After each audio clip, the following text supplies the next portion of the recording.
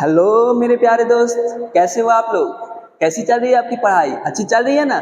तो आप सभी का स्वागत है देव फिजिक्स वाला क्लास में। तो हम क्या पढ़ रहे हैं? क्लास 9th का साइंस, जिसमें हम यूनिट 4 पढ़ रहे हैं, परमाणु की संरचना। पिछले क्लास में हम लोग समस्थानिक के बारे में पढ़ रहे थे। समस्थानिक क्या होता है, आइसोटोप क्या होता है, आइसोटोप के कारण किसी भी तत्व के परमाणु का द्रव्यमान में क्या फर्क पड़ता है, ये सारा चीज हम लोग कल देख चुके हैं। तो यदि आपको ये चीज समझना है तो जाकर पीछे का वीडियो आप देख सकते हैं, ठीक है। तो आज हम लोग कुछ देखेंगे कि समस्थानिक का प्रॉपर्टीज, ठीक है, यूज क्या देखेंगे। जो भी कुछ बहुत सारे समस्थानिक है, जो भी बहुत सारे तत्व के समस्थानिक हैं, उसका यूज कहाँ कहाँ होता है, इसके बारे में देखेंगे। उसके बाद समभारिक के बारे में देखेंगे, आइसोबार के बारे में हम लोग क्या करेंगे, आज देखेंगे, ठीक है। तो आज क्या देखेंगे? समस्थानिकों का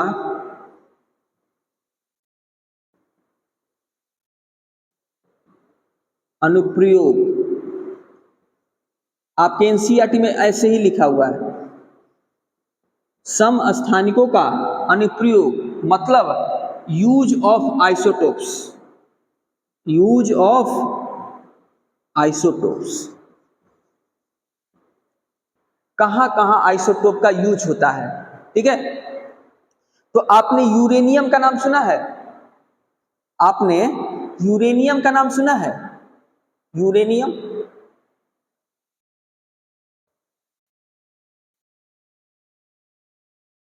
यूरेनियम का नाम सुना है?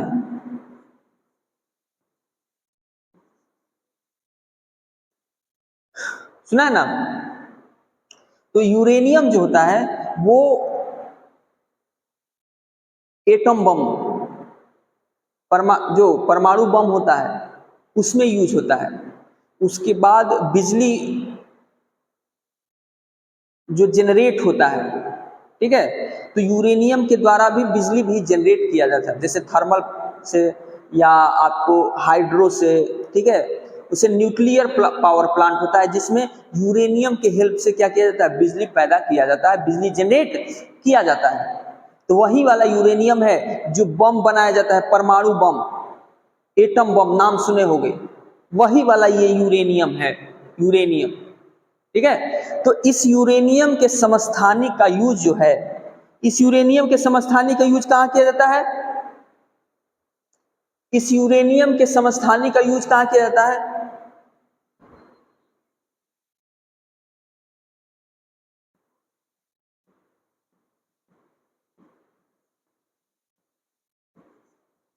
का यूज जो है वो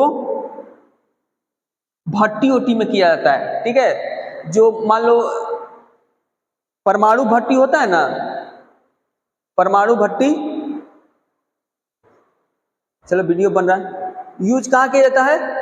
परमाणु भट्टी में किया जाता है। परमाणु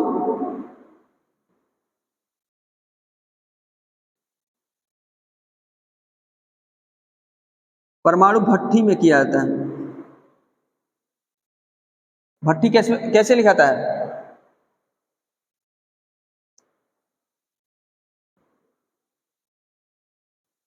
परमाणु भट्टी में ईंधन के रूप में किया जाता है।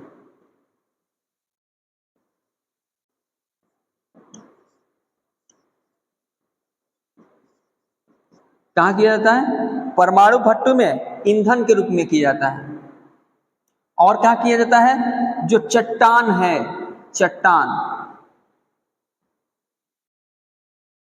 पुराने जो चट्टान है, पुराने जो चट्टान है, उनका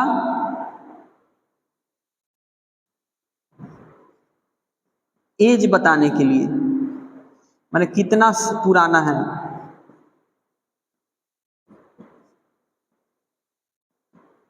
पुराने जो चट्टान है उनका एज बताने के लिए और कहाँ यूज किया जाता है, तो परमाणु भट्ठी में ईंधन के रूप में यूज किया जाता है। ठीक है, अब एक आता है कोबाल्ट। कोबाल्ट का नाम सुने हो? कोबाल्ट, कोबाल्ट, CO, क्या होता है? कोबाल्ट। इसका यूज कहाँ होता है? तो कोबाल्ट का यूज होता है कैंसर के उपचार में।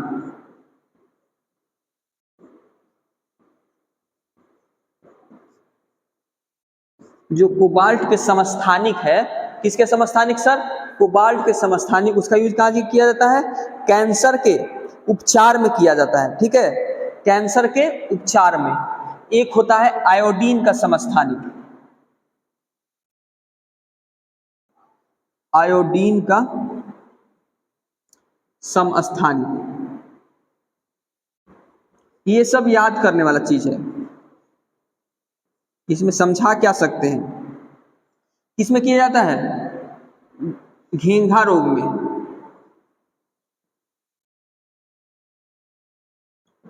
घेंघा रोग के इलाज में,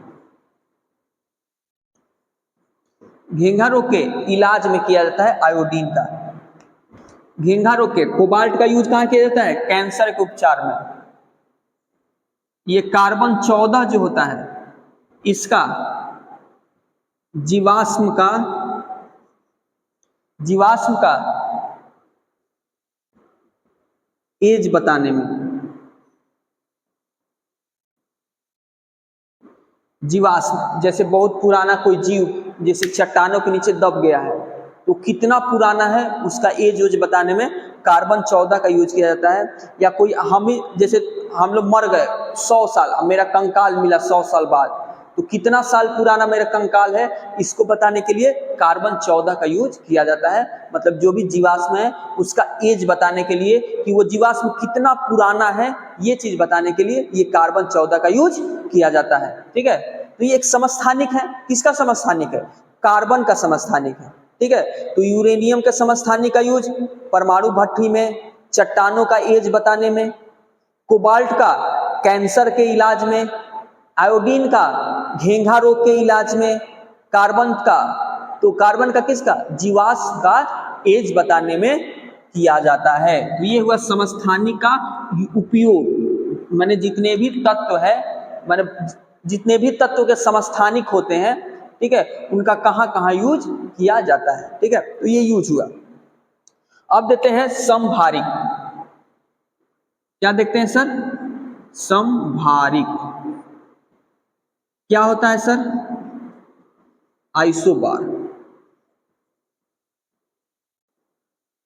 समभारिक आइसोबार क्या होता है सर? आइसोबार। क्या होता है समभारिक सर? आइसोबार माने भार से समभारिक। वहां पे देखना, समस्थानिक मतलब नीचे वाला स्थान से, समभारिक मतलब क्या? भार से, मतलब परमाणु। भार किसको बोलते हैं? द्रव्यमान को।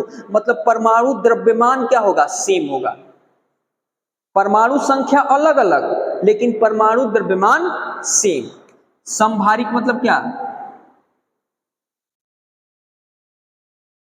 परमाणु द्रव्यमान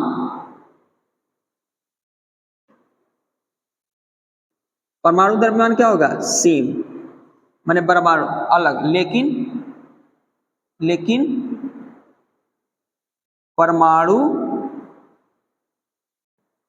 परमाणु संख्या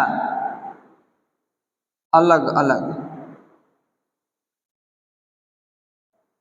परमाणु संख्या अलग अलग मतलब क्या? जैसे समभारिक क्या, सॉरी समस्थानिक क्या था? एक ही तत्व के परमाणु, माने तत्व एक ही, तत्व क्या है? एक, और उसके अलग अलग परमाणु। लेकिन यहां पे क्या है? समभारिक, जिसके परमाणु संख्या अलग। जैसे ही परमाणु संख्या अलग तो वो एक तत्व नहीं रह जाएगा। किसी भी एक तत्व का परमाणु संख्या अलग अलग नहीं रह सकता। किसी भी एक तत्व के परमाणु का, किसी भी एक तत्व के परमाणु का परमाणु संख्या अलग अलग नहीं हो सकता है। किसी भी एक तत्व के परमाणु का परमाणु संख्या अलग अलग नहीं हो सकता। जैसे ही आप बोल दिए कि परमाणु संख्या अलग अलग है, मतलब वो तत्व भी क्या है, अलग अलग है, एक तत्व नहीं है। तो समस्थानिक में एक तत्व के बारे में देख रहे थे, यहां पे एक तत्व नहीं होगा, एक से ज्यादा तत्व होगा, अलग अलग तत्व होगा, समभारिक। जैसे जैसे कैल्शियम, कैल्शियम का परमाणु संख्या कितना होता है, 20 होता है, और इसका परमाणु द्रव्यमान 40। कैल्शियम का परमाणु संख्या 20 और परमाणु द्रव्यमान 40। और आर्गन, आर्गन इसका परमाणु संख्या 18 और परमाणु द्रव्यमान 40। देखो आर्गन का भी परमाणु द्रव्यमान 40 और कैल्शियम का भी परमाणु द्रव्यमान 40।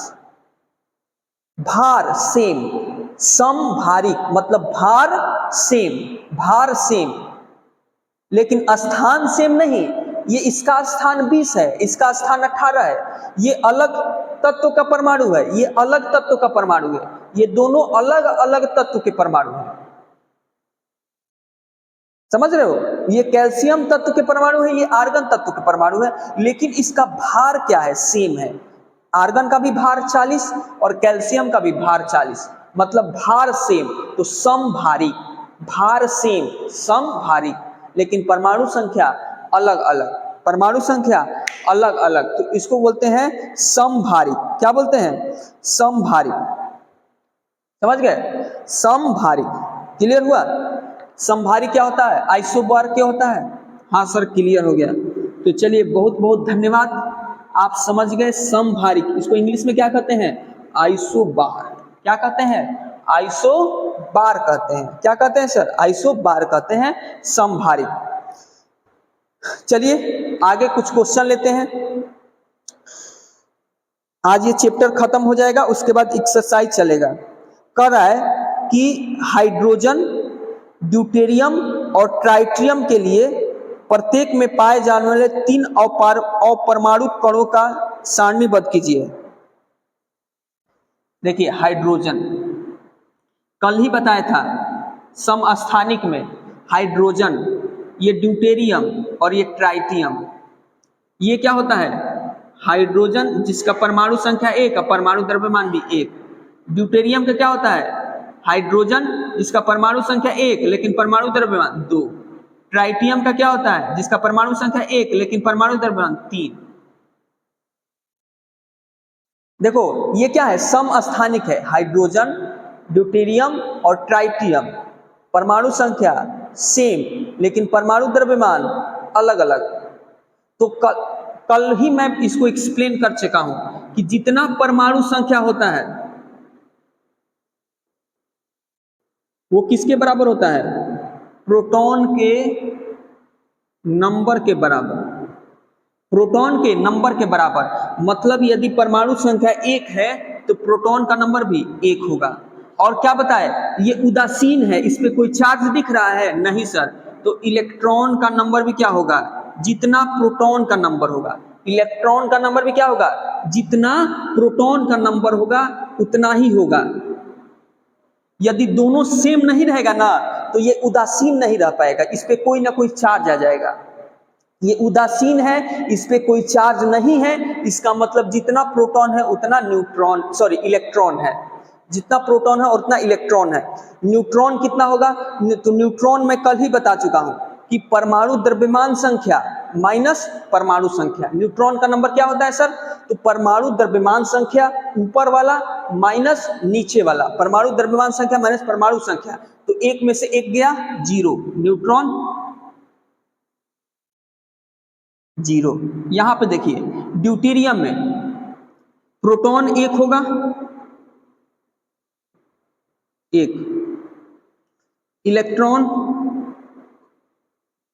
1, और न्यूट्रॉन क्या होगा, न्यूट्रॉन मैं कल भी बताया था कि परमाणु द्रव्यमान संख्या माइनस परमाणु संख्या, 2 माइनस 1, 1 होगा। यहां पे बताइए प्रोटॉन 1, इलेक्ट्रॉन 1, न्यूट्रॉन न्यूट्रॉन क्या होगा? परमाणु द्रव्यमान संख्या माइनस परमाणु संख्या, 3 - 1 2। न्यूट्रॉन कितना होगा? 2। हो गया क्वेश्चन। सेकेंड क्वेश्चन कर रहा है कि समस्थानिक और समभारी के किसी एक युग्म का इलेक्ट्रॉनिक विन्यास लिखिए।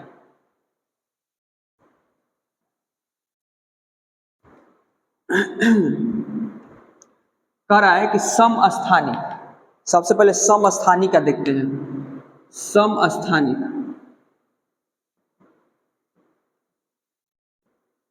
समस्थानिक के कोई एक युग्म लेते हैं, कोई एक युग्म, एक युग्म क्या ले ले सर? Carbon, carbon 6 12, carbon 6 14। इसका इलेक्ट्रॉनिक विन्यास लिखना है, इसका इलेक्ट्रॉनिक वितरण लिखना है। इलेक्ट्रॉनिक वितरण, तो इलेक्ट्रॉनिक वितरण देखने के लिए इलेक्ट्रॉन का नंबर देखना पड़ेगा कि इसमें इलेक्ट्रॉन का नंबर कितना है और इसमें इलेक्ट्रॉन का नंबर कितना है। तो इस पे कोई चार्ज है नहीं सर, तो दोनों में जितना परमाणु संख्या होता है वही प्रोटॉन का नंबर भी होता है और वही इलेक्ट्रॉन का नंबर भी होता है। मतलब दोनों में इलेक्ट्रॉन का नंबर कितना होगा? इसमें भी इलेक्ट्रॉन का नंबर 6, इलेक्ट्रॉन का नंबर कितना होगा? 6, और इसमें भी इलेक्ट्रॉन का नंबर 6। अब इसका क्या बना देना है? इलेक्ट्रॉनिक विन्यास बना देना है, ठीक है। इलेक्ट्रॉनिक वितरण बना देना है। कैसे? एक न्यूक्लियस होगा, हाँ सर। फर्स्ट ऑर्बिट में कितना इलेक्ट्रॉन? 2 गो सर मैक्सिमम रहेगा फर्स्ट ऑर्बिट में, जिसको के बोलते हैं। सेकेंड ऑर्बिट में सर, तो इसमें से 2 गो निकल गया तो कितना बचा? 4। तो 4 ही इलेक्ट्रॉन को अब रखना है, लेकिन दूसरा ऑर्बिट में मैक्सिमम कितना रह सकता है? 8 है मेरे पास कितना? 4, तो 4 गो को आराम से रख देंगे। तो इसका इलेक्ट्रॉनिक विन्यास क्या होगा? फर्स्ट ऑर्बिट में 2, के में 2 और एल में 4। हो गया? एग्जाम्पल समझ गए? तो देखो, दोनों समस्थानिक के लिए इलेक्ट्रॉनिक विन्यास क्या है? सेम। क्यों सर? क्योंकि दोनों का एटॉमिक नंबर सेम है। एटॉमिक नंबर सेम है मतलब क्या? प्रोटॉन का नंबर सेम है और इलेक्ट्रॉन का नंबर सेम है। यही एटॉमिक नंबर अलग अलग रहता है तो प्रोटॉन का नंबर सेम नहीं होता, ना ही इलेक्ट्रॉन का नंबर सेम होता। अब देखते हैं समभारी।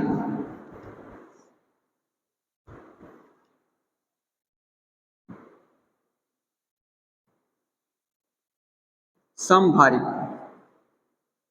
का इलेक्ट्रॉनिक विन्यास देखते हैं। समभारिक तत्व के समभारिक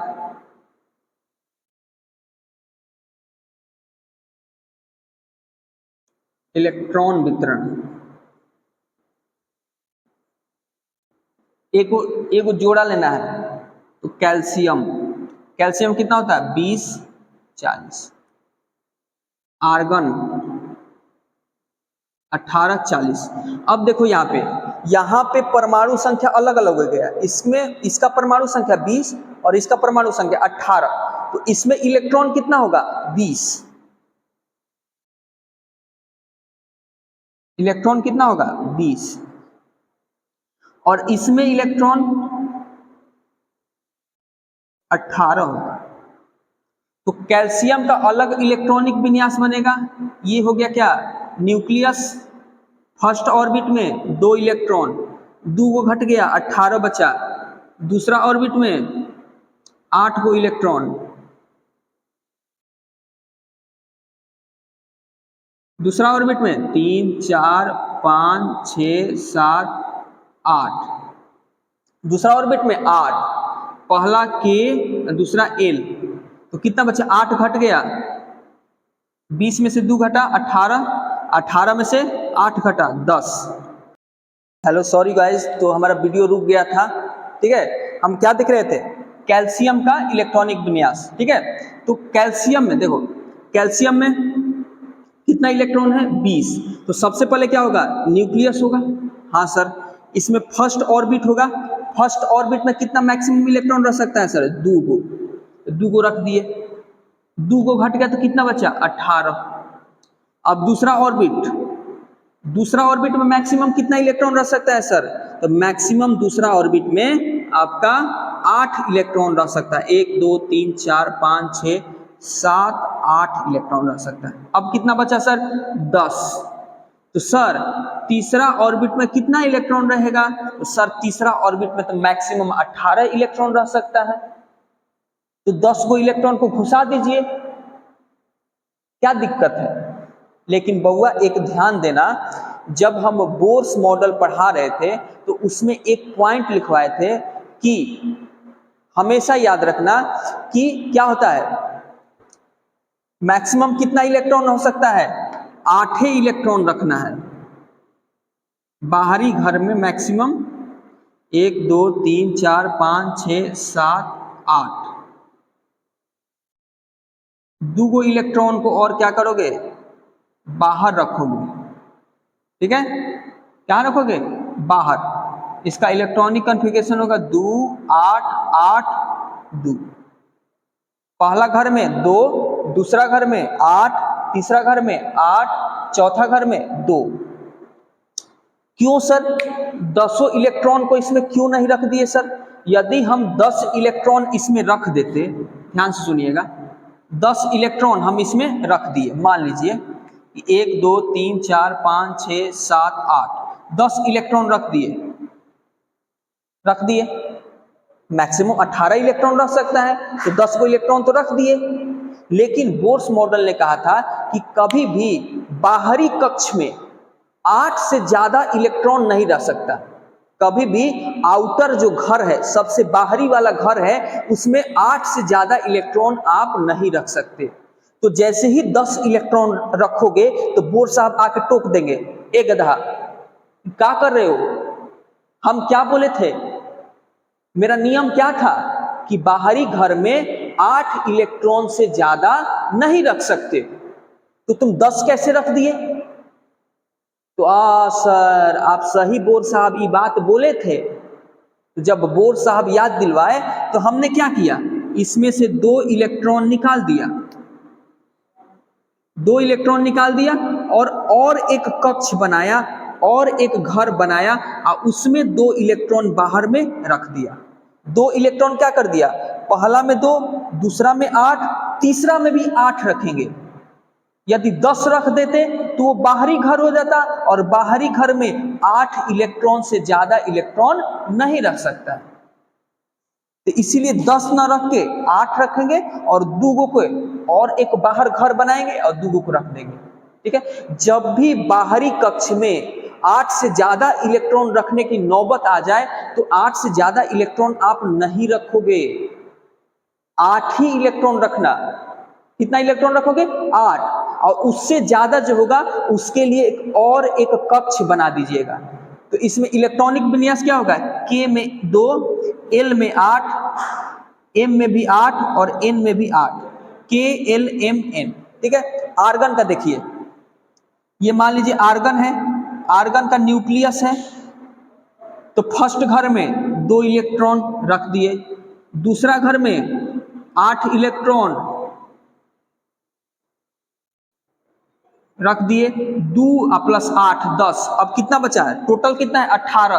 तो 2 8 10, अरे 2 घटा तो 16 बचा, फिर 8 गया तो 8 बचा।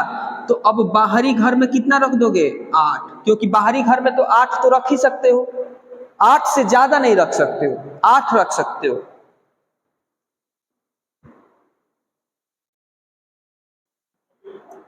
तो जैसे ही 8 इलेक्ट्रॉन रखोगे तो ये क्या बनाता है, स्टेबल होता है। जैसे ही बाहरी कक्ष में 8 इलेक्ट्रॉन हो तो वो मोर स्टेबल होता है, नोबल गैस होता है। क्या होता है? Noble gas. वो किसी के साथ रिएक्शन नहीं करता है। तो इसका इलेक्ट्रॉनिक विन्यास कितना होगा, 2 8 और 8, K घर में 2, L घर में 8 और M घर में 8, K L M। समझ में आया? दिख रहा है? KLM। क्लियर हुआ कि जब भी आपको बाहरी घर में 8 इलेक्ट्रॉन से ज्यादा रखना पड़े तो ज्यादा कभी नहीं रखिएगा। बाहरी घर में, बाहरी कक्ष में हमेशा 8 ही इलेक्ट्रॉन को आपको रखना है। 8 से ज्यादा जैसे ही इलेक्ट्रॉन हुआ तो जितना भी ज्यादा है उसको और एक उसके बाहर घर बनाओगे और बाहर में रख दोगे। क्लियर, ध्यान देना, ये दिमाग में क्या कर देना, फिट कर लेना, सेट कर लेना, ठीक है। क्वेश्चन के माध्यम से समझा दिया, इसको पहले मैं डिस्कस नहीं किया था, आज क्वेश्चन के माध्यम से क्या कर दिया, इसको एक्सप्लेन कर दिया, ठीक है। तो यदि समझ में आया तो बहुत अच्छा, नहीं समझ में आया तो जरूर क्वेश्चन करिएगा, मैं फिर से बताऊंगा, ठीक है। तो आज का क्लास यहीं पर रोकते हैं, कल हम लोग क्या करेंगे, एक्सरसाइज क्वेश्चन को सॉल्व करेंगे, ठीक है। आज यहाँ पे चैप्टर द एंड हो गया, कल इसका एक्सरसाइज क्वेश्चन हम लोग बनाएंगे। तो जय हिंद, जय भारत।